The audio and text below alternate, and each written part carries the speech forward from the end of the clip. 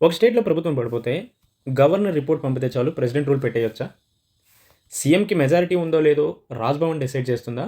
లేదంటే assembly decide చేస్తుందా? ఈ ఒక్క జడ్జిమెంటు ఇండియా ఫెడరల్ స్ట్రక్చర్‌ని పూర్తిగా మార్చింది. అదే SR Bommai versus union of India case 1994. ముఖ్యంగా అసలేం జరిగింది?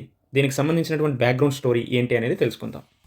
1989వ సంవత్సరంలో కర్ణాటకలో జనతాదళ్ ప్రభుత్వం అధికారంలో ఉండడం జరిగింది.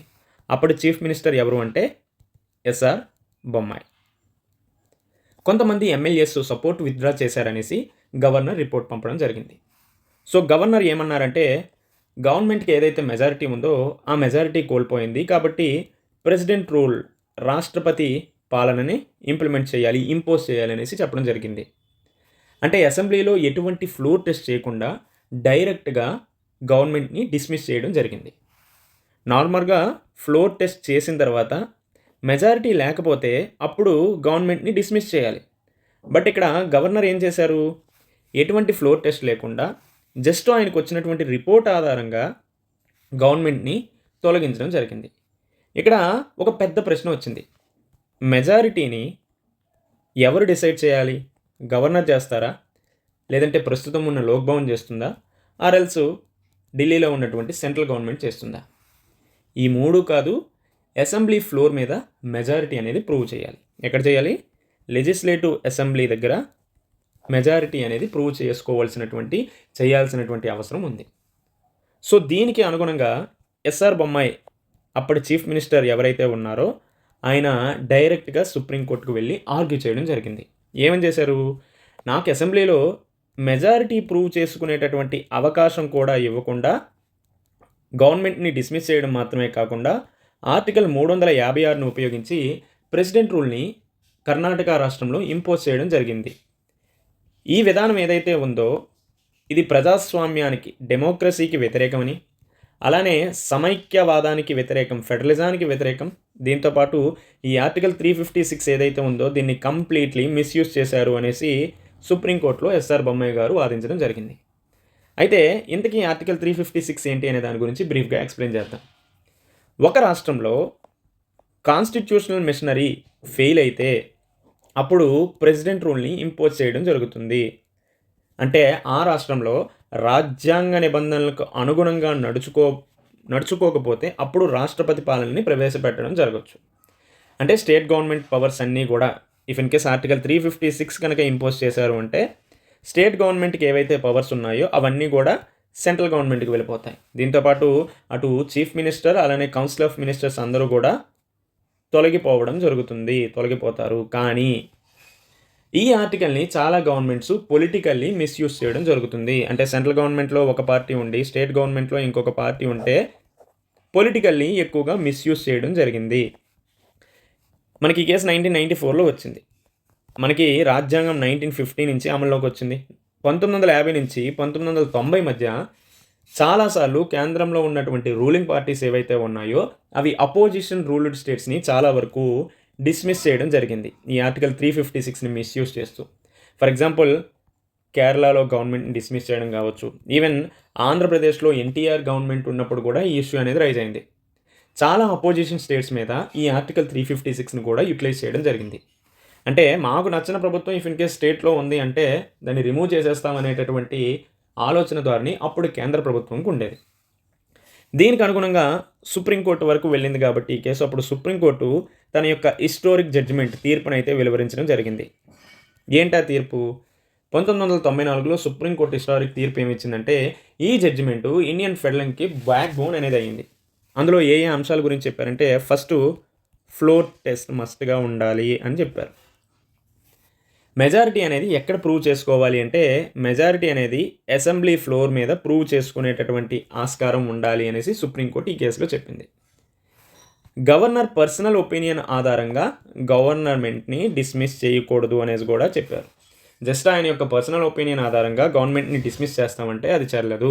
ఇఫ్ ఇన్ కేస్ మెజారిటీ అనేది ఎక్కడ ప్రూవ్ చేసుకోవాలంటే అది అసెంబ్లీ దగ్గర ప్రూవ్ చేసుకోవాలి. So that floor of the house is the only test of majority అనే దాని గురించి సుప్రీంకోర్టు ఈ కేసులో చెప్పింది. ఇంకొక పాయింట్ ఏంటంటే జ్యుడిషియల్ రివ్యూ, న్యాయ సమీక్ష అధికారాన్ని కూడా విస్తృతం చేయడం జరిగింది. ముందు president rule if in case impose చేశారంటే దాన్ని ఏ కోర్టులో కూడా ప్రశ్నించడానికి వేలు లేకుండా పోయేది. కానీ ఈ జడ్జిమెంట్లో సుప్రీంకోర్టు ఏం చెప్పిందంటే ఆర్టికల్ 356 ఏదైతే ప్రొక్లమేషన్ ఇస్తుందో దాన్ని కోర్టు రివ్యూ చేయొచ్చు అనేటటువంటి అంశాన్ని ఈ జడ్జిమెంట్లో చెప్పడం జరిగింది. అంటే ప్రెసిడెంట్ రూలు ఆర్బిట్రరీగా ఇంపోజ్ చేశారంటే అప్పుడు ఏం చేస్తుంది, సుప్రీంకోర్టు తన యొక్క న్యాయ సమీక్ష అధికారంతో అక్కడ ఇంటర్వ్యూన్ అవ్వడం జరుగుతుంది.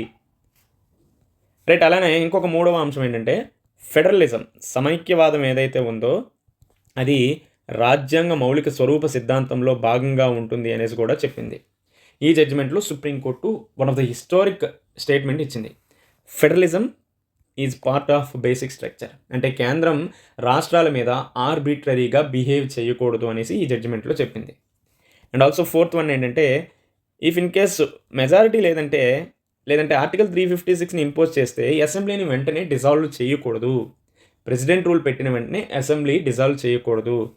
అంటే దీనికి సంబంధించి పార్లమెంట్ అనేది అప్రూవ్ ఇవ్వాలి. పార్లమెంట్ నుంచి అప్రూవల్ వచ్చినాక అసెంబ్లీని డిజాల్వ్ చేసుకోవచ్చు.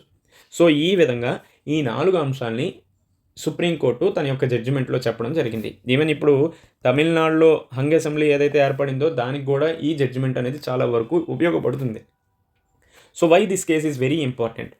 ఈ జడ్జిమెంట్ తర్వాత చాలా మట్టుకు ఆర్టికల్ 356 మిస్యూజ్ రిలేటేషన్ ఏదైతే ఉందో అది చాలా వరకు తగ్గింది. ఇప్పుడు గవర్నర్ రిపోర్ట్ ఎలోన్గా పంపిస్తే అది మాత్రమే సఫిషియెంట్ కాదు. అక్కడ ఏంటి ఉండాలి, ఫ్లోర్ టెస్ట్ అనేది కంపల్సరీగా ఉండాలి. ఈవెన్ ఇప్పుడు టీవీకే గవర్నమెంట్ ఉంది, టీవీకే పార్టీ ఉంది. అండ్ ఆల్సో ఆల్ ఇండియా ద్రవిడ అన్న ఏఐడిఎంకే ఉంది, డిఎంకే ఉంది. ఇక్కడ ఎవరికి మెజారిటీ రాలేదు.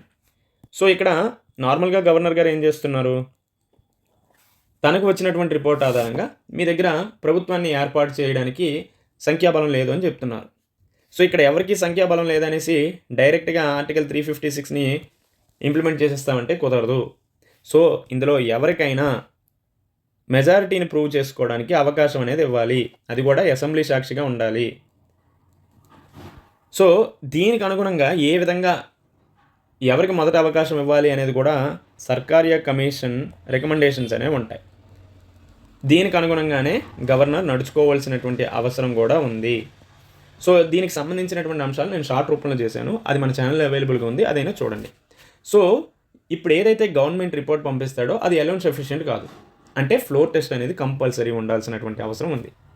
దీనికి రీసెంట్ ఎగ్జాంపుల్స్ కూడా కొన్ని ఉన్నాయి. రీసెంట్ పాలిటిక్స్లో కూడా ఈ జడ్జిమెంట్ చాలా ఇంపార్టెంట్ అయింది. ఫర్ ఎగ్జాంపుల్ మహారాష్ట్రలో వచ్చినటువంటి పొలిటికల్ క్రైసిస్ కావచ్చు, కర్ణాటక గవర్నమెంట్ ఫార్మేషన్ కావచ్చు ప్రీవియస్గా 2018 టైంలో, అలానే ఉత్తరాఖండ్లో వచ్చిన క్రైసిస్, ఈవెన్ ప్రజెంట్ జరుగుతున్నటువంటి తమిళనాడు హంగ్ అసెంబ్లీ డిస్కషన్స్ కూడా, ప్రతి చోట కూడా ఫ్లోర్ టెస్ట్ చేయాలి అని కోర్ట్స్ చెప్పడానికి బేస్ ఇదే జడ్జిమెంట్.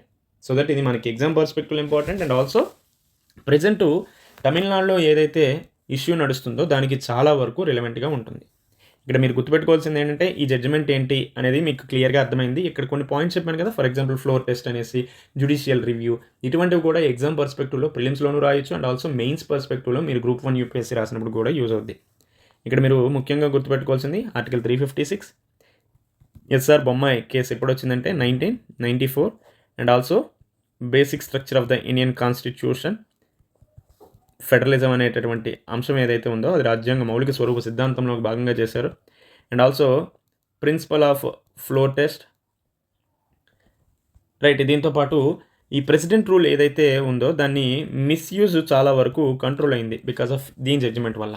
సో అల్టిమేట్గా ఏంటంటే మెజారిటీ రాజ్భవన్లో కాదు అసెంబ్లీలో డిసైడ్ అవుతుంది అనేది మీరు గుర్తుపెట్టుకోండి. ఇఫ్ ఇన్ కేస్ ఏమైనా మీకు డౌట్స్ ఉంటే కింద కామెంట్ సెక్షన్లో తెలియజేయండి. ఇంకోటి ఏంటంటే ఒక జడ్జిమెంటు ఇండియన్ డెమోక్రసీని సేవ్ చేసింది because of SR Bommai case judgment వల్ల.